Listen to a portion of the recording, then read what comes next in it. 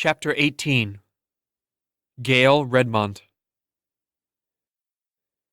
In his quiet moments, Hale would play through scenarios where his father and Yana would raid the estate, execute the guards and overseers, and put Ghost Redmont into chains for the rest of his life. But the villain Hale loathed the most was Red herself, who had played him for such a naive fool and who had taken advantage of so many trusting children. Yet for all her notoriety outside the estate, she was mostly absent from it, except for the times she would return from her raids with a new band of children, flocking to her like animals unaware they are heading to the slaughterhouse. After one of these raids, she came to the library to meet with her father. She took wide, uneven steps, as she was already well into her flask of spirits. Rim moved himself behind a stack of books and avoided her gaze.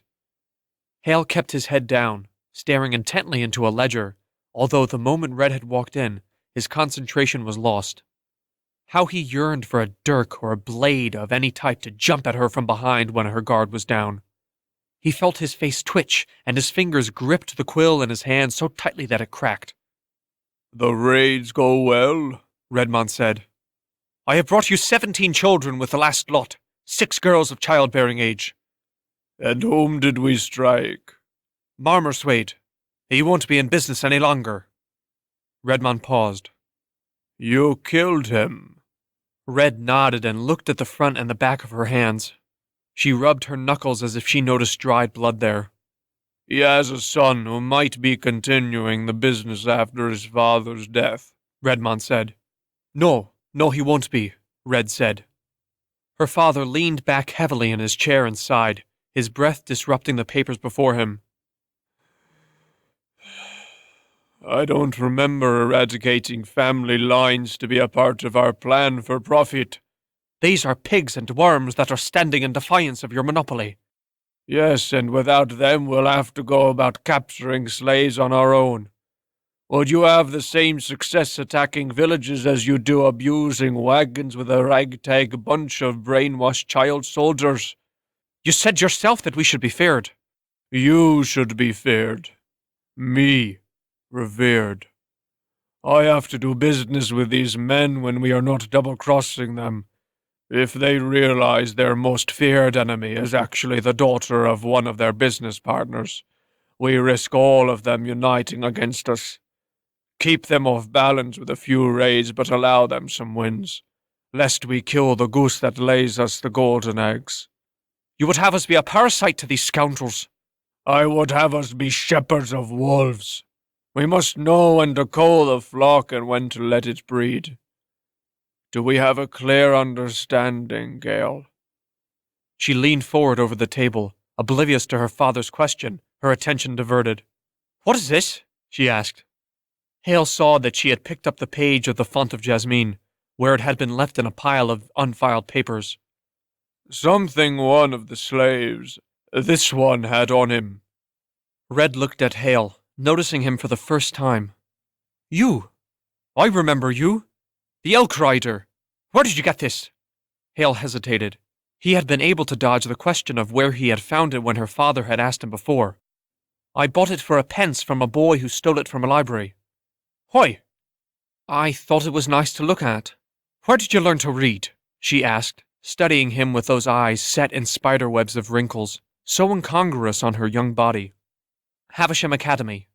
"Gale, if you are finished interrogating the slave, we have an understanding to reach." She bristled at the sound of her father's voice, or perhaps it was the use of her real name. Her knuckles popped as she clenched and unclenched her fists.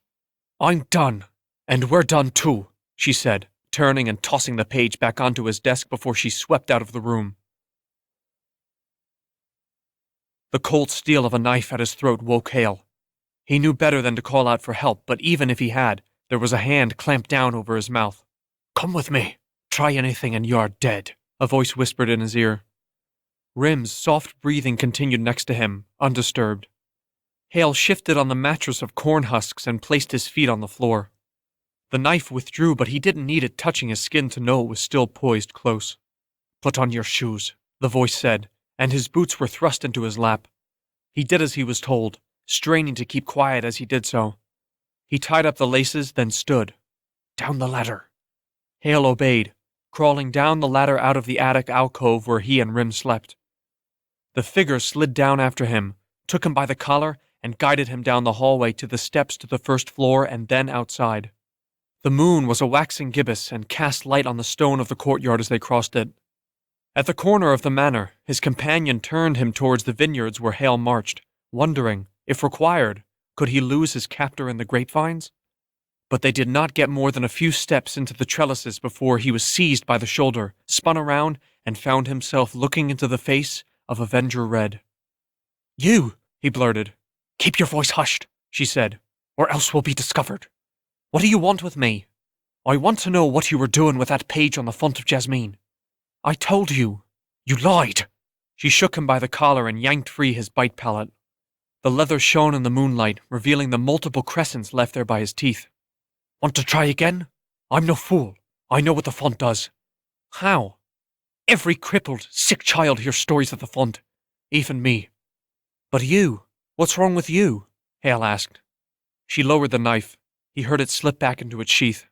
"How old do you think I am, Derek? 2 years my elder? Try 2 times your elder. I'm 32. Hale stared at her face, looking for some sign of deceit, some hint of a smirk or a nervous twitch to betray the lie, but he saw none. She was no taller than he, and although he had met grown women who were short, she still had much the appearance of a young maiden. Except the eyes. Hale realized it was not just the fine lines around them that gave her a hint of age, but the hardness he saw there. Her fearlessness, her capacity to lead, even her striking lack of sentiment suddenly made sense. "I stopped growing around my 11th birthday," she continued. "I'm a dwarf. It works well for the legend of a child vigilante, but in life, it is a curse. I am a woman trapped in the body of a child. My father could not be more ashamed. No, ashamed does not even begin to describe his loathing, his disgust. But he trusts you to raid the slave trains. Trusts me, fears me, reviles me. You saw what he did to that crippled boy. There is no room for the broken, the less than, in his world." "Then why does he still tolerate me? It's hard to believe, but he did love once, and I'm the only thing left of her. My mother died when I was an infant." Hale swallowed. "My mother died in childbirth. My father, everyone still blames me for it." She looked at him askance, as if wondering whether or not he was lying again. "It does not help that I look like her, people tell me," Hale continued. "Or that you suffer from the shaking sickness. I do. So what are you doing with the page?" She stared intently at him. "We're going to find the font. I want to be healed." "I knew it," she said, punctuating her sentence with a punch to his arm. "You think you can find it? The page says where it is, generally. Take me." "Take you? You betrayed me and my friends." "I could make you," she said, and Hale felt cold all over. He knew she was right. "But I doubt you could get us through the Aislands." "You could, I suppose?" Hale asked.